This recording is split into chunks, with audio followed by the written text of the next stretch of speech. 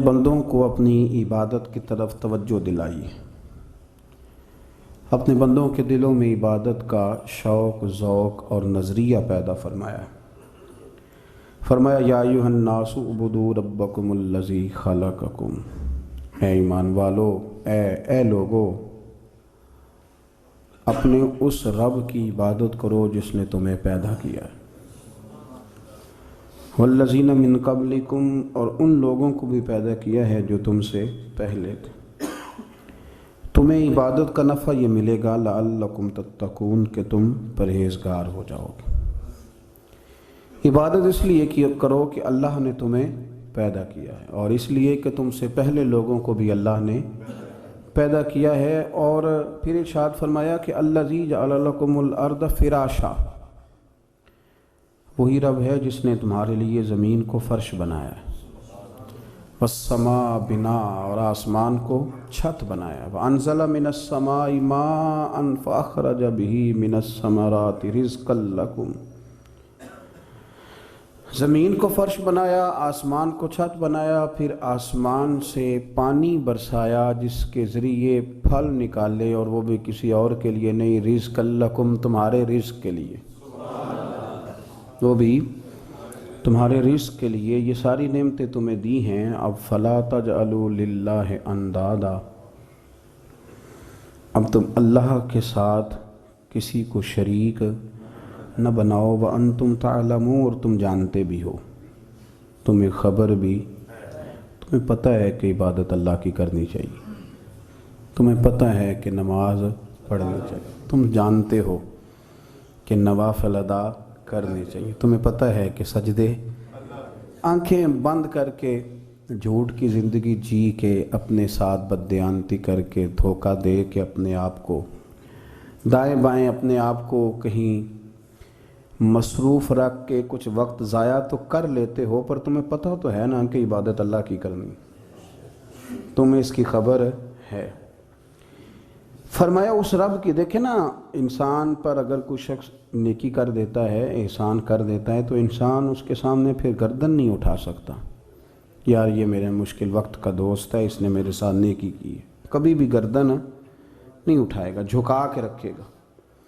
تو اگر عام کوئی نیکی کر دے تو اس کے سامنے انسان کبھی گردن نہیں اٹھاتا، تو جو رب ساری نعمتیں عطا فرمائے، جو کہے کہ تیری تخلیق میں نے کی، تجھ سے پہلوں کو بھی پیدا میں نے کیا، تیرے لیے زمین کا بچھونا بھی میں نے بچھایا، آسمان کی چھت بھی میں نے لگائی، تیرے لیے زمین سے ساری اناج کو، پھل کو، کھیتیوں کو نکالا بھی تیرے لیے، اب تو اس طرح کر کہ تو میری عبادت کر، تو میری بارگاہ میں جھک جا۔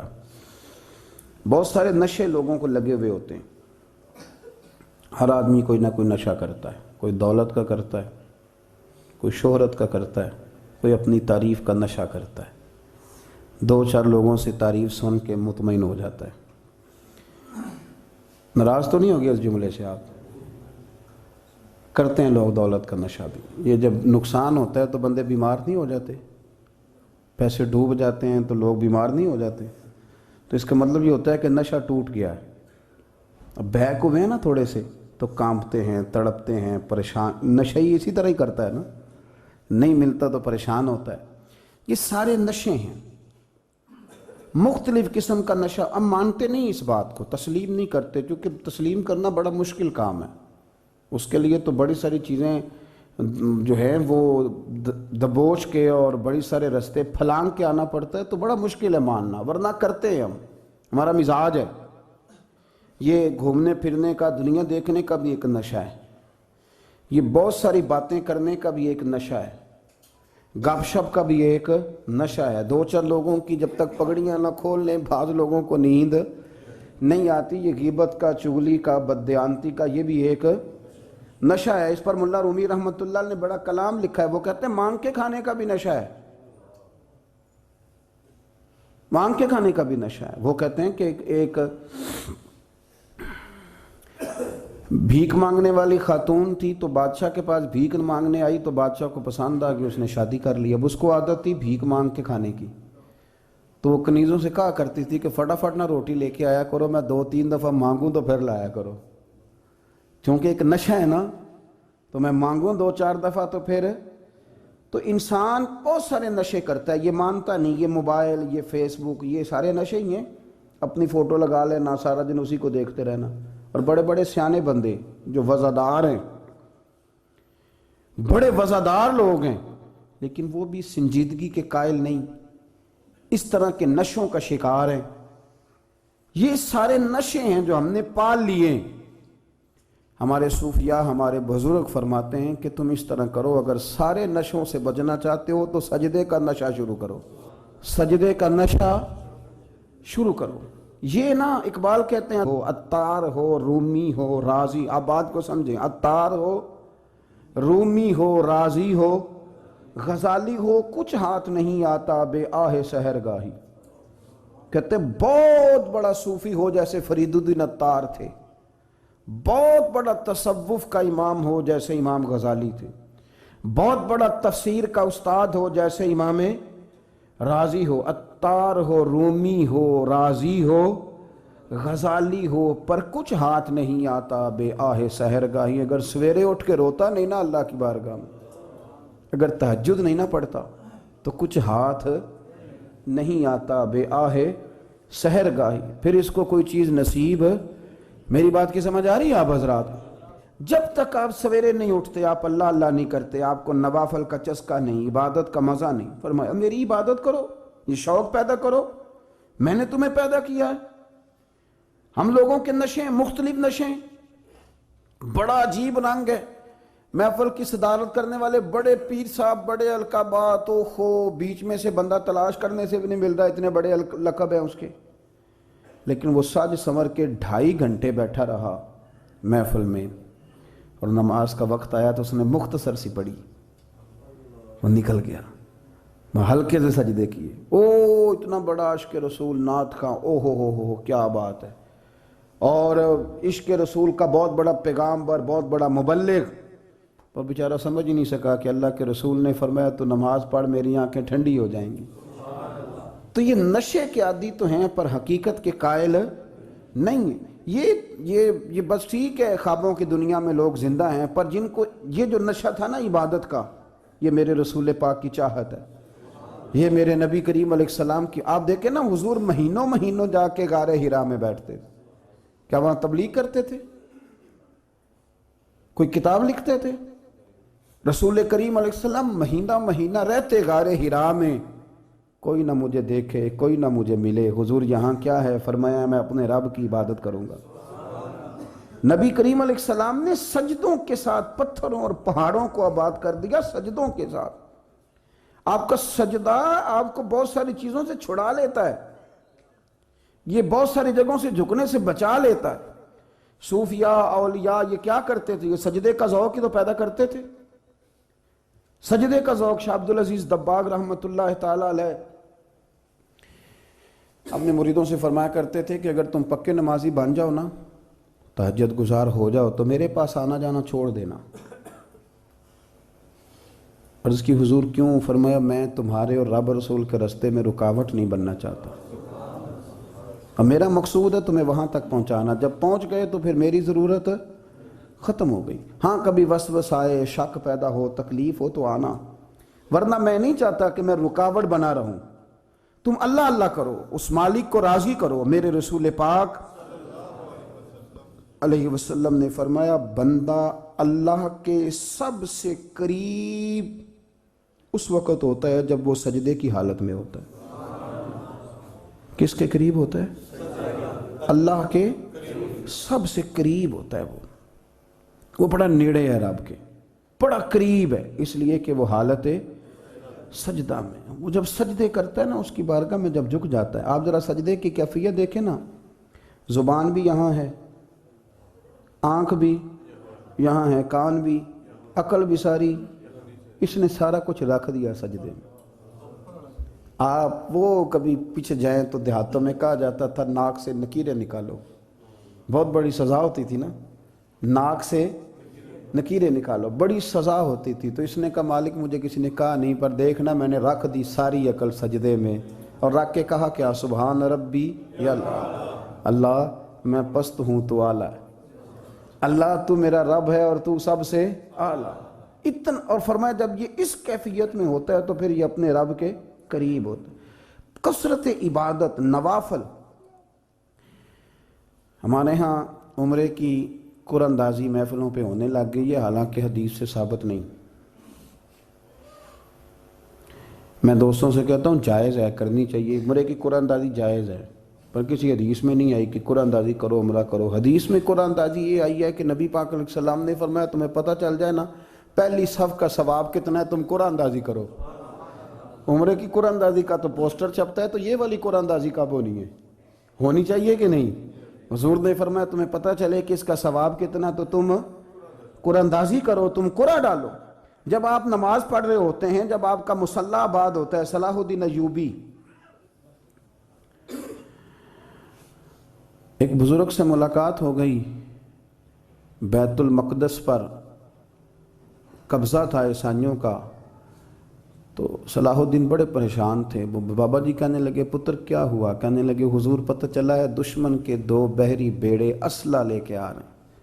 مسلمان پہلے ہی کمزور ہیں، اور اب اگر 2 بحری بیڑے اور آ گئے تو حضور مسئلہ بن جائے گا. تو میں پریشان ہوں کہ کس طرح یہ کم مسئلے والی ہماری فوج ہے کیسے مقابلہ کرے گی. تو بابا جی کہنے لگے پتر اس طرح کرنا، آج رات تو بھی دعا کرنا اور میں بھی کروں گا. تو بھی دعا کرنا، آپ ناراض نہ ہونا. ہم تو پیروں والے ہیں، ہم تو پیروں کے نوکر غلام ہیں، ہمارا تو گزارا ہی نہیں، ہمیں تو ملتا ہے سارا کچھ وہاں سے. پر میرا سوال یہ ہے کہ تعویذ لینے جاتے ہو نفل کیوں نہیں پڑھتے؟ رات اللہ اللہ کیوں نہیں کرتے؟ یہ بھی تو ہمارے بزرگوں کا ہی طریقہ ہے، انہوں نے تو ہمیں سکھایا ہے. صلاح الدین ایوبی سے بزرگوں نے کہا کہ رات آج نا اللہ اللہ کرنا تو میں تیرے لیے دعا کروں گا، تو بھی دعا کرنا.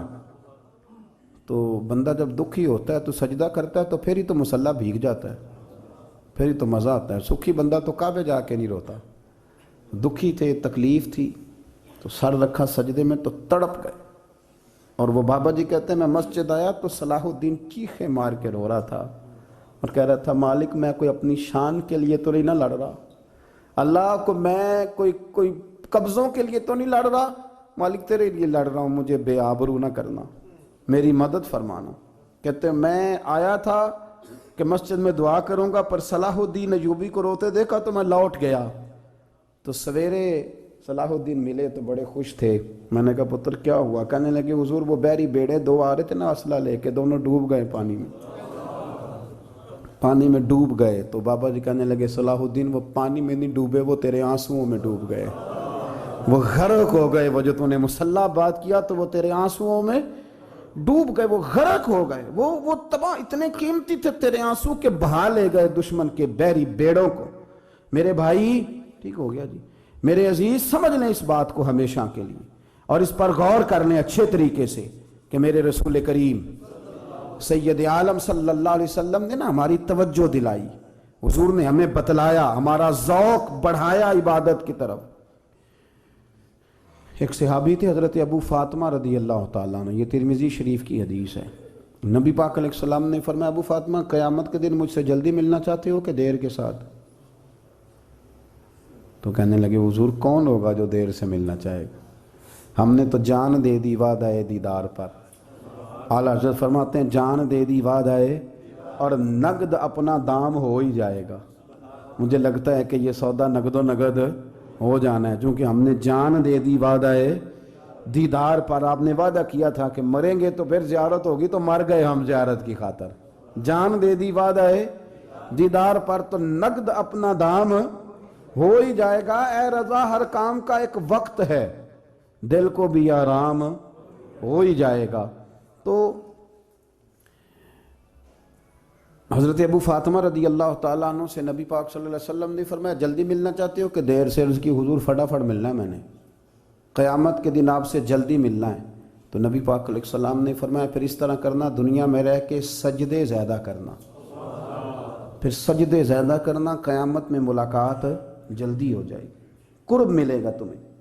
اپنے بچوں کے اندر دیکھیں نا، ہم شوق پیدا کرتے ہیں، ہمیں صحیح لفظ نہیں بولنے آتے پر ہم بچوں میں شوق پیدا کرتے ہیں کہ پتر ڈاکٹر بن جائے گا تو بڑا نفع کرے گا تو لوگوں کی خدمت کرے گا، ملک و ملت کی خدمت کرے گا، تیرے ابا کا نام روشن ہوگا، تیرے دادا کی تعریفیں ہوں گی۔ ہم یہ ذوق پیدا کرتے ہیں، ہم اپنے نوجوانوں کے اندر یہ فکر پیدا کرتے ہیں، انہیں ہم سمجھاتے ہیں کہ میاں جب تم پڑھو گے، محنت کرو گے تو فلاں آدمی کی طرح تمہارا نام ہوگا۔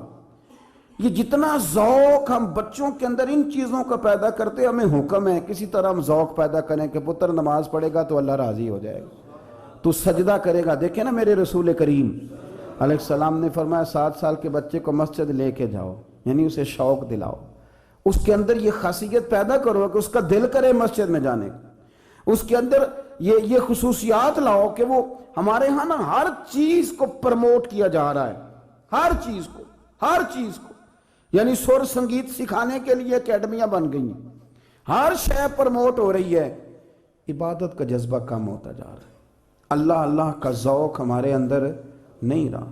اور اتنا مشکل ہم نے اپنے لیے بنا لیا ہے کہ وہ بندہ جو بڑی زبردست مذہبی گفتگو کر رہا تھا اور تگڑی بات کر رہا تھا، کیا بات ہے، لیکن نماز کے بارے میں کمزوری دکھا جاتا ہے، نوافل کے بارے میں وہ چپکے سے نکل جاتا ہے۔ امام احمد بن حنبل رحمۃ اللہ تعالی علیہ، مسند امام احمد بن حنبل 14 جلدوں میں ہے مارکیٹ میں، اور مجھے تو خیر پسند ہی بڑی ہے، میں نے تو کئی دفعہ پڑھی ہے، اور کیا بات ہے امام احمد بن حنبل کی، کیسے تگڑے قسم کے محدث تھے اور اللہ نے کتنا انہیں اعزاز عطا فرمایا ہوا تھا۔ یہ کوڑے بھی کھاتے تھے دین کی خاطر، سارا کرتا لہو سے بھر بھی جایا کرتا تھا، بڑا اعزاز والا شخص تھے، بڑے اعزاز والے، حدیثیں جمع کرنا، حدیثیں لکھنا، حدیث پڑھانا، سارا دن رہتے تھے، کہہ سکتے تھے کہ میں کر تو رہا ہوں کام، اور حدیث بھی موجود ہے کہ عالم عابد سے افضل ہوتا ہے، پر اس کے باوجود امام احمد بن حنبل رحمۃ اللہ علیہ 300 نفل فرض نمازوں کے علاوہ پڑھا کرتے تھے، 300 نوافل روز پڑھا کرتے تھے۔ ان کے بیٹے نے کہا ابا جی مکان خریدنا ہے تو کوئی جگہ کہاں کر کے لوں، بہت ساری آبادیاں، تو فرمایا پتر وہاں لینا جہاں مسجد قریب ہو۔ میرے رسول کریم سید عالم صلی اللہ علیہ وسلم اتنا پسند کرتے مسجد کو، اتنا پسند کرتے نماز کو، کہ رسول کریم صلی اللہ علیہ وسلم تہجد کی نماز بھی پڑھتے، پھر حضور فجر کی نماز بھی پڑھتے، نبی پاک وتر کو الگ کر کے پڑھتے، عشاء کے ساتھ نہیں پڑھتے۔ یہ تو ہم اس لیے اجازت دی ہمارے بزرگوں نے کہ بعد میں اٹھے گا کون علیحدہ وتر پڑھنے کے لیے، عشاء کے ساتھ پڑھ لے، وتر پڑھتے، تہجد پڑھتے، فجر پڑھتے، اشراق پڑھتے، چاشت پڑھتے، پھر مغرب کی نماز کے بعد 6 رکعت اوابین پڑھتے، پھر رات کو صلاۃ اللیل پڑھتے۔ سیدہ عائشہ صدیقہ کہتی ہیں زمانہ سو جاتا اور میرے رسول مصلی بچھا کے کھڑے ہو جاتے، او یار کھیتی باڑی کر کے نہیں، محنت مزدوری کر کے نہیں۔ جناب عائشہ کہتی ہیں میں یہ بھی دیکھتی کہ حضور ایک آیت شروع کرتے تو ساری رات اسی کو پڑھتے، اور میری نظر جاتی تو قدم مبارک پہ ورم آ جاتا۔ یار نماز پڑھ کے اتنی مشقت کر کے، اتنی جد و جہد کر کے ورم آ گیا، یا رسول اللہ اتنی محنت کیوں کرتے ہو؟ فرمایا افلا اکون عبدا شکورا، کیا میں اپنے رب کا شکر گزار بندہ نہ بنوں؟ صحابہ کا ذوق عبادتوں کا، ریاضتوں کا، تلاوتوں کا، طبیعت ان کی، وہ ایک دوسرے کو، حضرت مولا علی شیر خدا کرم اللہ تعالی وجہہ الکریم کے زمانے میں روم کے بادشاہ نے کہا یار یہ مسلمانوں کا پتہ تو کرو، یہ آخر کیوں اتنے زیادہ مجاہد ہیں؟ اس زمانے میں جاسوس بھیجنے کا مزاج تھا، اب تو جاسوس پکڑا جاتا ہے، اب تو جاسوس اور جاسوسی کا شوق ویسے آج بھی ہے۔ عرض کروں تھوڑی سی بات اس عنوان سے، پتہ کیا ہمارا مسئلہ ہے؟ ہم جہاں جاتے ہیں نا وہاں تھوڑی خوشبو سونگنے کی کوشش کرتے ہیں، وہ کیا ہے تو یہ کیا ہے تو ادھر کیا ہے تو تھوڑا سا ادھر کیا ہے۔ میرے رسول پاک پڑھیے درود شریف، سارے پڑھیے ذرا زور سے، صلی اللہ تعالی۔ نبی پاک علیہ السلام نے فرمایا جاسوسی نہ کرنا ورنہ تم بندوں کو خراب کر دو گے، اور فرمایا اس طرح نہ ہو کہ تم کسی کے آپ کھول نہ نکلو تو تمہارے پہلے کھول جائیں۔ یہ جو ذوق ہے نا یہ ختم کریں، چھوڑیں، مطلب آپ کس چکر میں پڑے ہوئے ہیں، اتنی زیادہ توجہ کرنے کی کیا ضرورت ہے؟ اپنے کام سے کام رکھیں، اس میں بندہ تھوڑا سا نا آسان رہتا ہے۔ یہ جو بہت زیادہ ٹٹولنے والے لوگ ہوتے ہیں نا وہ بیچارے پھر عمر ٹٹولتے ہی گزار دیتے ہیں، اس لیے کہ مزاج ہی بہت پکا ہے، بوری کا منہ کھول کے اندر تک ہاتھ ڈالنا، تو پھر کئی دفعہ سامنے سے بچھو بھی لڑ جاتا ہے، خرابی ہوتی ہے۔ تو جاسوسی کی جاتی تھی، اس نے بھی جاسوس بھیجے، کیونکہ قبیلوں کے لوگ تھے، کچھ مسلم کچھ کافر، پہچانے نہیں جاتے تھے لوگ، تو کچھ لوگ اس نے بھیجے، انہوں نے آ کے نا تحقیق کی، ریسرچ کری کہ آخر ماجرا کیا ہے. تو واپس جا کے انہوں نے رپورٹ دی نا روم کے بادشاہ کو. اس رپورٹ کا ایک جملہ بڑا شاندار ہے. وہ کہنے لگا بادشاہ ہمیں مسلمانوں کی کوئی سمجھ نہیں آئی، ہمیں کوئی سمجھ نہیں آئی. انہوں نے کہا کیوں نہیں سمجھ آئی؟ کہنے لگے یار عجیب بندے ہیں، جب رات مصلے پہ بیٹھتے ہیں تو یوں لگتا ہے ان کا دنیا سے رشتہ ہی کوئی نہیں، کوئی کسی کو نہیں جانتا، کوئی اپنے دکھ سنا کے رو رہا ہے، کوئی اپنی بات کر کے رو رہا ہے، لگتا ہے کہ ان کا کوئی رشتہ ہے ہی نہیں جب مصلے پہ بیٹھتے ہیں. اور فرمایا جب سویرے یہ جہاد کرنے نکلتے ہیں تو لگتا ہے ان سے زیادہ دلیر ہی کوئی نہیں. حالانکہ جو مسلوں پہ رونے دھونے کے لوگ ہوتے ہیں وہ کئی دفعہ جہاد میں کام نہیں کرتے، لیکن عجیب لوگ ہیں کہ رات کے راہب ہیں، دن کے مجاہد ہیں، کوئی سمجھ نہیں آتی. میرے عزیز، ان لوگوں نے مصلہ آباد کر کے رکھا، تلاوتیں ان کا ذوق رہی، منظر روز پڑھنا، اسباق پڑھنا، وظائف پڑھنا، یہ ان کا ذوق رہا. اعلیٰ حضرت بریلوی رحمت اللہ نے 1000 کتاب لکھی ہے، لیکن الوظیفۃ الکریمہ کے نام سے جو وہ صبح و شام وظائف پڑھتے تھے وہ الگ انہوں نے ان کو بیان کیا، پابندی کے ساتھ اپنی اللہ اللہ کرتے. شیخ شہاب الدین سہروردی رحمت اللہ علیہ اس پر ایک بندے نے اعتراض کیا. اس نے کہا جی آپ کس قسم کے صوفی ہیں، مرید بیٹھے ہیں اور آپ وہاں نفل پڑھ رہے ہیں؟ یہ بھی بڑا مسئلہ ہوتا ہے نا. جو بندہ ملنے آتا ہے وہ اپنے ٹائم کے حساب سے آتا ہے، اور پھر اس کا یہ بھی خیال ہوتا ہے کہ پیر صاحب جو ہیں وہ چونکہ درویش ہیں تو نہ انہیں روٹی کھانی چاہیے نہ سونا چاہیے، چونکہ وہ درویش ہیں، اور ہم چونکہ درویشوں کے ماننے والے ہیں لہذا ہمارا یہ طریقہ ہونا چاہیے کہ جیسے ہم کہیں درویش ویسے ہی کر جائے. حالانکہ جس کو آپ درویش کہیں گے آپ اس کی مانیں گے، آپ منوائیں گے نہیں، تو ہمارا مزاج ہوتا ہے. شیخ شہاب الدین پر لوگوں نے اعتراض کی، حضور لوگ ملنے آئے ہیں، زیارت کرنے آئے ہیں، یہ بندے دعا کرانے آئے ہیں، اللہ اللہ کرانے آئے اور آپ نفل پڑھ رہے ہیں. کیا جملہ ہے، کیا حسن ہے، کیا خوبصورتی ہے. فرمانے لگے رب رسول سے مانگنے کے لیے مصلی بچھایا ہے، اگر وہاں سے مانگوں گا نہیں تو تمہیں دوں گا کیا؟ پہلے مجھے کچھ لے تو لینے دو، اگر میرے پلے کچھ ہے ہوگی تو آگے دوں گا نا. تو میں مانگنے گیا تھا کہ یا اللہ دے، تیرے بندے لینے آئے ہیں، دے تو میں کچھ لوں گا تو آگے دوں گا نا. لیکن ہمارا یہ سٹیٹس، یہ مزاج، یہ شعور نہیں ہے. گپیں، کہانیاں، داستانیں، گفتگو، خطابت، واز، کیا بات. لیکن اگر کچھ کرنے کا کام ہو تو وہ نہیں ہم سے ہوتا. میرے نبی کریم علیہ الصلوۃ والسلام نے مصلی سے دل لگانے کا درس دیا. حضور نے توجہ دلائی. صحابہ اس ذوق کے حامل لوگ تھے، وہ کوشش کرتے تھے. جناب صدیق اکبر رضی اللہ تعالیٰ عنہ کا عبادت کا مزاج ہمیشہ قائم رہا. حضرت عمر فاروق ساری رات اللہ کے حضور کھڑے رہے. حضرت عثمان غنی رضی اللہ تعالیٰ عنہ عشاء کی نماز پڑھ کے 2 رکعتوں کی نیت باندھتے تھے، 15 سپارے پہلی رکعت میں پڑھ دیتے تھے اور 15 سپارے قرآن مجید کے دوسری رکعت میں پڑھ دیتے تھے. آپ نے نا حضرت عمر فاروق کے وصال کے بعد ان کی ایک بیوہ سے نکاح کیا. حضرت عثمان غنی نے نکاح کیا. وہ خاتون آپ کے نکاح میں آئیں تو عرض کرنے لگیں امیر المومنین میرے لیے اعزاز تو بہت ہے کہ میں امیر المومنین کی بیوہ تھی تو امیر المومنین کی منکوحہ ہو گئی ہوں، لیکن حضور نہ تو میں جوان ہوں کہ میرے اندر رغبت ہوتی اور نہ میں اب اس قابل ہوں کہ کوئی خدمت کر سکوں، میرے ساتھ نکاح کی وجہ کیا بنی؟ تو عثمان غنی رو پڑے. فرمانے لگے میں نے عمر فاروق کو مسجد میں اپنے رب سے ڈرتے ہوئے دیکھا ہے، میں نے اسے روتے ہوئے دیکھا ہے، عدل کرتے دیکھا ہے، انصاف کرتے دیکھا ہے، امت کی خیر خواہی کرتے دیکھا. تمہارے ساتھ نکاح اس لیے کیا ہے کہ تم مجھے یہ بتاؤ کہ عمر فاروق گھر کے اندر اپنے رب کو کیسے راضی کرتے تھے، گھر کے اندر کیسے راضی کرتے تھے، وہ طریقے بتلاؤ، تم بتاتی جانا اور میں بھی اسی طرح گھر میں عبادت کروں. میرے رسول کریم علیہ الصلوۃ والسلام نے ارشاد فرمایا. حضور فرمانے لگے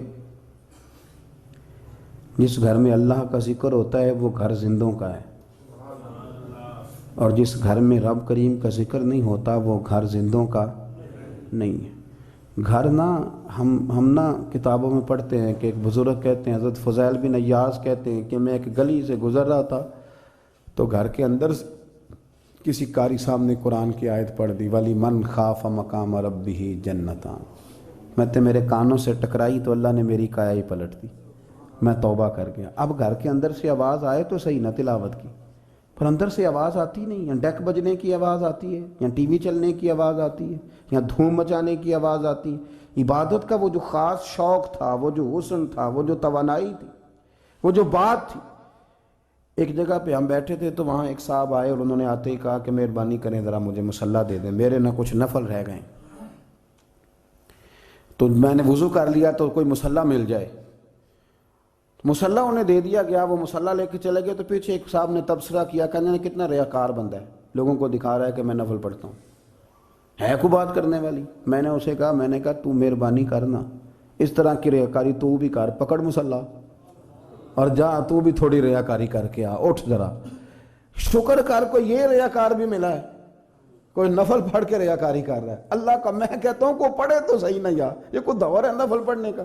اس میں تو لوگوں کا مزاج ہی نہیں، طبیعت ہی نہیں۔ میں نے کہا چل مہربانی کر، یہ لے مصلی اور تو بھی جا تھوڑی سی، یا کر یا ریاکاری کرو تو صحیح نا، مزاج ہی نہیں، ذوق۔ جمعے کی نماز پڑھ کے یوں دنیا بھاگتی ہے، او ہو پتہ نہیں کون سی پیچھے آگ تھی جو بجھائی جائے گی۔ اور آج تک لوگ مسئلہ پوچھ رہے ہیں کہ جمعے کی بعد والی سنتیں کتنی ہوتی ہیں۔ میں نے کہا کتنے سال ہو گئے جمعہ پڑھتے، کتنے سال ہو گئے، ابھی تک سنتوں کا نہیں پتہ، ابھی تک نہیں علم کے پہلے کتنی رکھتے ہیں اور بعد میں کتنی رکھتے ہیں۔ فجر کی سنتیں کب پڑھنی چاہیے؟ سنو فجر کی سنتوں کے بارے میں۔ میرے رسول کریم سید عالم صلی اللہ تعالیٰ علیہ وسلم سے ایک صحابی نے پوچھا تھا، حضور میری فجر کی سنتیں رہ گئیں یا رہ جاتی ہیں تو حکم کیا ہے؟ کیا انداز ہے حضور کا۔ بخاری مسلم کے لفظ سنو، حضور سید عالم صلی اللہ علیہ وسلم فرمانے لگے، اس نے کیا پوچھا تھا؟ حضور جواب کیا دیتے؟ فرمایا فجر کی سنتیں کبھی نہ چھوڑنا، فجر کی پہلی 2 سنتیں کبھی نہ چھوڑنا۔ یا رسول اللہ صلی اللہ تعالیٰ علیہ وسلم میری رہ گئی ہیں، رہ جاتی ہیں۔ فرمایا فجر کی 2 سنتیں نہ چھوڑنا، فرمایا فجر کی پہلی 2 سنتیں مجھے دنیا اور دنیا کے اندر جو کچھ ہے وہ سب سے زیادہ پیاری ہے۔ فجر کی 2 سنتیں دنیا اور دنیا میں جو کچھ ہے مجھے وہ سب سے زیادہ پیاری ہیں، اس لیے فجر کی سنتیں نہ چھوڑنا۔ اپنا ذوق، اپنی طبیعت، ہم نے نا ذوق غلط بنا لیا ہے۔ اگر 20 بندے کہہ بھی دیں گے تو نے بڑی شاندار تلاوت کیا تو کیا اس سے بنے گا؟ 100 بندہ کہہ بھی دے تیری کیا بات ہے، کیا بات ہے نعت خاں کی، کیا بات ہے علامہ صاحب کی، پیر صاحب کی، پیر مہر علی شاہ صاحب رحمت اللہ علیہ۔ آپ تشریف فرما تھے تو آپ کے ایک ہی بیٹے بابو جی جن کو کہا جاتا ہے، جس دن صاحبزادے پیدا ہوئے تو خادم نہ وہاں سے نکلا۔ ان لوگوں کے شوق اور طرح کے تھے نا، تو ان کی توجہ بھی اپنے شوق کی طرف رہتی۔ تو خادم نکلا اندر سے، پیر صاحب مبارک ہو، پیر صاحب مبارک ہو، پیر صاحب مبارک ہو، پیر صاحب مبارک ہو، شور کر رہے ہیں۔ تو پیر صاحب کو وجد ہو گیا، اللہ اکبر اللہ اکبر اللہ، او کیا ہوا، کس بات کی مبارک دے رہے ہو؟ عرض کی حضور اللہ نے بیٹا دیا ہے۔ تو آپ فرمانے لگے اچھا حضور آپ کیا ہوا، آپ تو پریشان ہو گئے۔ فرمانے لگے جب تو نے 3 دفعہ کہا نا مہر علی کو مبارک ہو، تو میں سمجھا تھا شاید تجھے کسی نے بتا دیا ہے کہ مہر علی سے اللہ راضی ہو گیا۔ میں سمجھا تھا کہ شاید تو یہ خبر لے کے آیا ہے کہ کسی نے بتایا ہے کہ مجھے آج خبر ملی ہے کہ مہر علی سے رب اچھا پتر ہوا ہے، الحمدللہ اللہ کا شکر ہے۔ پر میرے لیے مبارک کا دن وہ ہوگا جب میرا رب کہے گا کہ میں مہر علی سے راضی ہوں، میرے محبوب کہیں گے کہ میں مہر علی سے، آپ بات کو سمجھیں۔ شوق ہی کسی اور طرف تھا، دل ہی کہیں اور لگا ہوا تھا، طبیعت ہی کہیں اور مائل تھی۔ کوئی وظیفہ پوچھتے تھے تو پڑھتے تھے وہ لوگ، کچھ اللہ اللہ انہیں بتائی جاتی تھی تو کرنے کا ذوق رکھتے تھے، طبیعت تھی، قائل تھے۔ حضرت ربیع کہتے ہیں میں بڑی دور سے سفر کر کے گیا حضرت اویس کرنی سے ملنے، بڑی دور سے، اور جب میں پہنچا تو فجر کا وقت تھا۔ تو حضرت اویس کرنی کو میں نے پا لیا، تو وہ نماز پڑھ کے نا قرآن شریف لے کے بیٹھ گئے۔ فرماتے ہیں اشراق چاشت کا وقت ہوا تو نفلوں کی نیت باندھ لی۔ محدث ابن الجوزی نے لکھا ہے، فرماتے ہیں پھر جب زوال کا وقت ہوا تو مسجد میں جھاڑو دینے لگ گئے۔ زور کی نماز پڑھ کے تو عصر کی تیاری تک وہ مسجد میں بیٹھے رہے، اور میرے نبی پاک علیہ السلام نے فرمایا جو نماز کے انتظار میں بیٹھا ہو وہ نماز ہی میں ہے، وہ نماز ہی میں ہے۔ فرمایا میری دنیا، میری امت کی جو رہبانیت ہے نا وہ اتنی ہے کہ نماز کا انتظار کرے، اذان کے بعد نماز کا یہ راہب ہیں، یہ اس وقت چھوڑ کے بیٹھے ہیں سارا کچھ۔ فرماتے ہیں عصر تک انہوں نے اللہ اللہ کی، پھر مغرب تک کی، عشاء کی نماز ہوئی تو نماز پڑھی تو وہ تھک گئے، اب مجھے وہ فارغ ہوں مصلی چھوڑے تو میں ملاقات کروں نا. یہ آپ حیران نہ ہو کہ اتنی دیر بندہ کیسے اللہ اللہ کر. ہم نے کی نہیں نا اس لیے ہم پریشان ہیں. جو عادی ہوتے ہیں وہ کر بھی لیتے ہیں. وہ یہ کام, میری بات کی سمجھ آ رہی ہے؟ جب جاتے ہو کسی دفتر میں تو 8 گھنٹے کھڑے رہ لیتے ہو نا. مجبوری ہوتی ہے تو کھڑے رہا جا سکتا ہے. پاسپورٹ کے دفتر, بولیے, امیگریشن کی لائنوں میں, اور میں نے تو ایمبیسیوں میں بندے 12 گھنٹے پہلے جا کے کھڑے دیکھیں, رہ لیتے ہیں کھڑے. تو اگر ان کاموں کے لیے رہا جاتا ہے تو اللہ رسول کے لیے بھی کھڑے رہا جا سکتا ہے. تو فرمانے لگے کہ جب عشاء کی نماز کے بعد آخر انسان تھے, تھک گئے, نیند کا غلبہ ہوا, تو تھوڑی ایسے آنکھ بند ہوئی تو کھلی تو رونے لگے. حضرت ویسے کرنی, رو کے کہنے لگے مالک مجھے غافل تو نہ کر, ابھی میں نے کیا بھی کچھ نہیں, دن ختم ہو گیا, کوئی نفل نہیں, کوئی اللہ اللہ نہیں, اللہ مجھے غافل نہ کر, میری مدد فرما. فرماتے ہیں جب وہ روئے تو میرے ساتھ جو شخص تھا, میں نے کہا اٹھو چلیں. کہنے لگا حضور ملا نہیں. فرمایا جو میں لینے آیا تھا وہ مجھے مل گیا ہے, جو میں ان سے سیکھنے آیا تھا وہ مجھے نصیب ہو گیا, اب اور میں نے کیا لینا, ختم ہو گئی بات, اٹھو چلیں. اللہ کے بندوں نے حضرت ربیہ بن کعب اسلمی رضی اللہ تعالیٰ عنہ فرماتے ہیں, کہتے ہیں جب بنو قریظہ اور بنو نذیر یہودیوں کے ساتھ حضور علیہ السلام نے جنگ کا اعلان فرمایا تو وہ دشمن ہو گئے. ہمیں خطرہ تھا کہ وہ رات کو کہیں محبوب کو تکلیف نہ دیں, تو کچھ لوگ نا تلواریں لے کے نبی پاک کے دروازے پہ پہرے داری کرتے تھے. گن مین رکھنا حرام نہیں, اگر کسی کو واقعی خطرہ ہو تو اس کے لیے سنت بھی ہے.